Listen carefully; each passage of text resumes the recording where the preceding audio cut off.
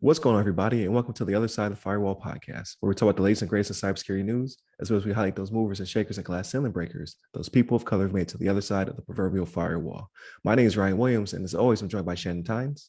What's up? What's up? What's going on? And unfortunately, Levon couldn't make this week, but he'll be back next week.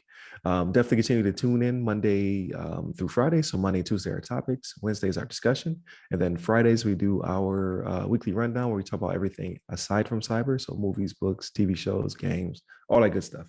But yeah, definitely share with your friends and continue to support us. We greatly appreciate it. Without further ado, I give it to Shannon.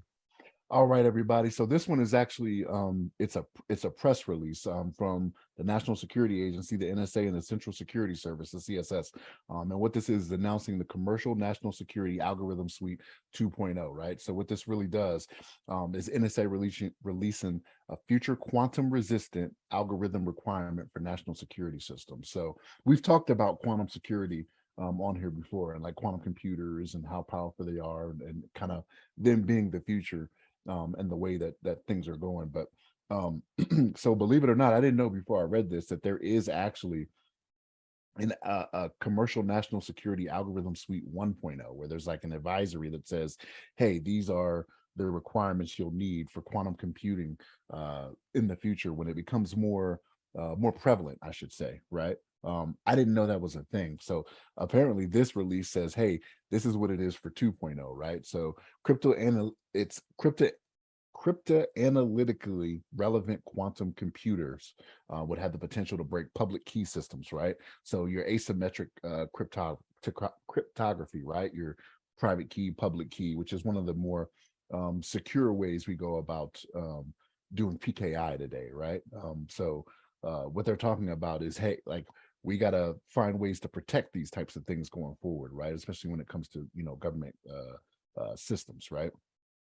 So the transition of the most critical systems require collaboration between the government, right? So national security system owners and operators in the industry. So the hope is that sharing the requirements will help operationalize the requirements when the time comes, right? Now they say when the time comes, because again, this is not something that's being used widely, out there for a lot of stuff that's going on. But when that time does come, they're like, hey, we have everything in place. Now there could be an up and a downside to this, right? Like, it's one of those things where this advisory that's put out there is going to be out there for everybody to see, right? So people that want to do bad things, right? Idle hands are the work of the devil, right? It's the devil's when they have idle hands, right? It's the same stuff we were talking about when COVID first kicked off, right? People are bored, they're out there doing what they want to do to try to get into stuff. Like, if you tell them what you're looking for, they're going to find a way around it, right? But it is good to let people know, hey, this is what we're looking for in the future to offer these protections. You know what I'm saying? But so there, I kind of see an up and a downside to this. But Ryan, what's your thoughts on it? Yeah, the same. Like, so it's good that they're working their way towards trying to get a hold of it, because it's such an unknown. So I find it fascinating because of how it's described to be so much easier to break cryptography and keys and things of that nature with quantum computing. It's just, there's only, to my knowledge, there's only a few known quantum computers out there. Most of them are owned by governments. I think China has the first known quantum satellite in space, right? So it's very few and far between. Like, this won't be in people's hands for some time now, but it's the if you don't prepare for it, right, then the eventuality is that it'll debut, and then either countries that we're not so happy with or not so happy with us will go in there and cause disruption, or it'll finally make its hands into state-sponsored hackers, or one day it'll be commercialized, right? Like, people will have quantum computers in their homes. How far away that is, who's to say? But regardless, like, it's going to wreak havoc. So they have to do something to start to build frameworks to try to get a hold of, to get a handle of this before it eventually does happen. But you have to share it. So, like, this is public information, right? Like, so it goes out to everybody. I'm sure there's still tools and things like that are being developed, and hopefully well hidden, to protect us in the future in case this actually does come fruition. But like you said, like, what is it? the idle hands do the idle work hands of are the devil. tools of the devil. Yeah. Yeah, yeah. So there will be some very smart people out there who are going to try to figure out some very clever ways to break this. And that goes with pretty much any keys out there. So like your WPA2 will be vulnerable. Like we'll have to upgrade from that.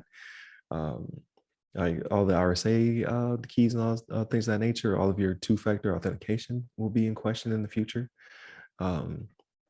And very far future is what we think, but like it could be a decade from now. So Technology is coming to us so much sooner though now, man. right. Like 10 years ago, we said, oh, it's going to be so far in the future, we're no longer going to be here. Like the people that are living right now are not going to be, but it's like that stuff is coming at us so fast now, right? Like the technology just keeps getting so much better, and we keep getting better at figuring stuff out, right? We as a people. Yeah. Yeah, very true. Very true. Like we still don't have flying cars, but we have quantum computers in the near future. So there is that. And the Back to the Future hoverboards aren't really hoverboards, right? Like I don't know what those Right. things were. I'm like, it's got wheels on it. It's not hovering. Are we trying to convince ourselves we're seeing something that we're not seeing? We're just trying to get there. We're trying to get there the best way we can. But yeah, it's very fascinating, like way above my head. Like I like hearing about it, I like reading about it a little bit, but I can't do the math. It's already to another level that I just can't grasp. But I definitely continue to tune into this. I think this is like our second or third time addressing quantum computing and the threat it is going to have in the future. So like when we get closer and closer to convergence, right? Like when machines are able to give us what we want before we even know we want it, that this will come to a head. It'll be very interesting to see how quickly we move to protect our systems. So, but with that being said, definitely. Oh, I'm sorry, Shannon, you about to say something? So I was gonna say, like, I'm on the lookout now for comets that are going past Earth, like maximum overdrive. So that'll be when the quantum computers take over, right? Like, right. The 80s movies had it right.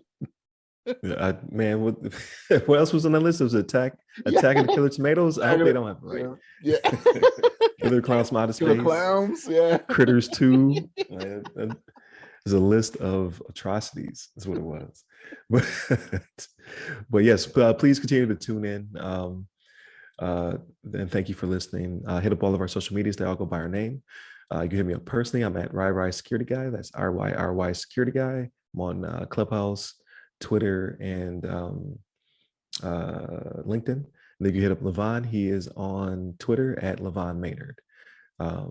Stay safe, stay secure.